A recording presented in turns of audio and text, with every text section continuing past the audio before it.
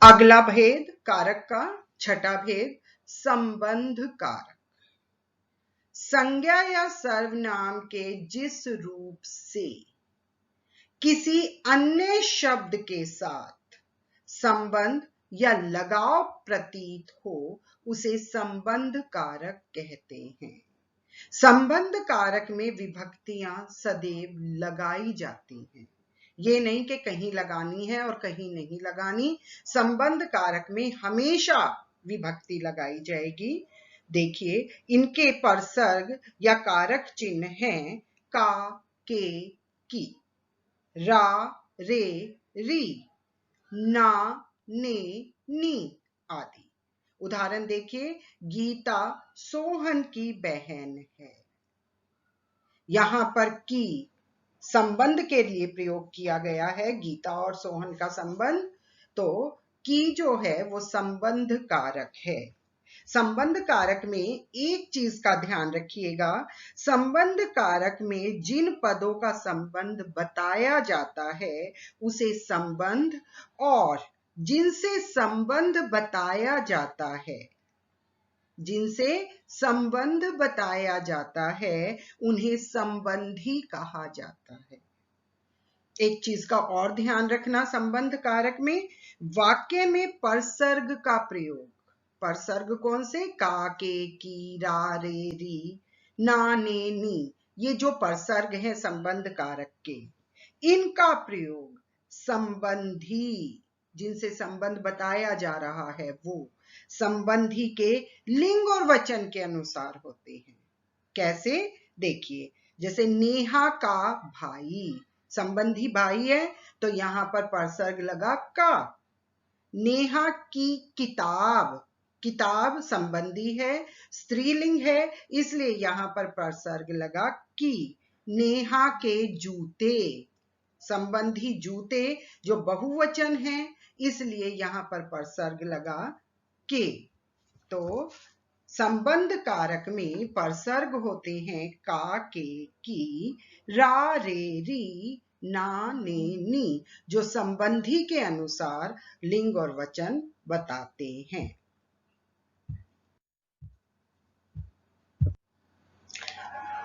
संबंध कारक के प्रयोग संबंधी नियम देखिए। सर्वनाम की स्थिति में, सर्वनाम सबको पता है संज्ञा के स्थान पर जो शब्द प्रयोग किए जाते हैं, तो सर्वनाम की स्थिति में संबंध कारक का रूप का, के, की में नहीं होता।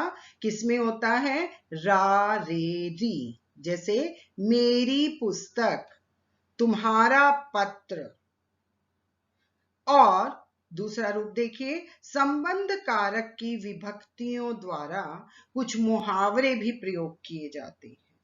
मुहावरों में भी संबंध कारक लगता है, जैसे कान का कच्चा, आंख का अंधा, बात का धनी। ठीक है, इसमें कान और कच्चा में संबंध है, आंख और अंधा में संबंध है, बात और धनी में संबंध है। तो यहां पर मुहावरों में भी संबंध कारक का प्रयोग किया जाता है। कारक का सातवां भेद, कारक का सातवां भेद है अधिकरण कारक। संज्ञा या सर्वनाम के जिस रूप से क्रिया का आधार सूचित होता है कि क्रिया का वाक्य में क्या आधार है, उसे अधिकरण कारक कहते हैं। इसके परसर्ग या कारक चिन्ह होते हैं में, पर। उदाहरण देखिए, चिड़िया पेड़ पर बैठी है। यहां पर चिड़िया का आधार पेड़ है और यही क्रिया का बैठने का आधार है, पेड़ पर बैठी है। तो यहां पर अधिकरण कारक है। क्रिया का आधार दो प्रकार से होता है, स्थानवाची भी हो सकता है और समयवाची भी हो सकता है। उदाहरण देखिए, पहले स्थानवाची, मैं समय पर स्टेशन पहुंचा, स्टेशन स्थान। दूसरा देखिए समयवाची, इस बार बोर्ड की परीक्षा मार्च में होंगी। में और पर।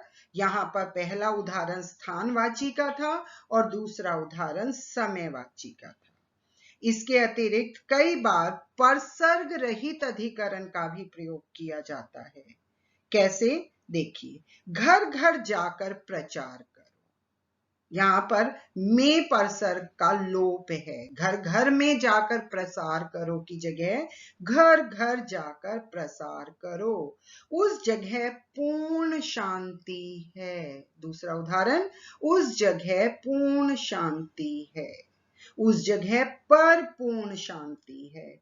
तो अधिकरण का जो परसर्ग पर है उसका लोप किया गया है। यहाँ पर कई बार क्या होता है, तुलना के लिए भी कभी कभी अधिकरण का प्रयोग किया जाता है। वैसे मैंने आपको पहले बताया था कि तुलना के लिए अपादान कारक का प्रयोग होता है। मोहन सोहन से अधिक ताकतवर है, लेकिन कई बार अधिकरण कारक का भी प्रयोग किया जाता है क्योंकि अपवाद हर जगह संभव है। उदाहरण देखिए, पांडवों में युधिष्ठिर सबसे बड़े थे। में यहां पर तुलना की गई है पांडवों की कि युधिष्ठिर सबसे बड़े थे। ज्ञान सब बच्चों में होशियार है। सभी बच्चों की तुलना ज्ञान से की गई है और ज्ञान को सबसे अधिक होशियार बताया गया है। तो यहां पर अधिकरण कारक का प्रयोग किया गया है।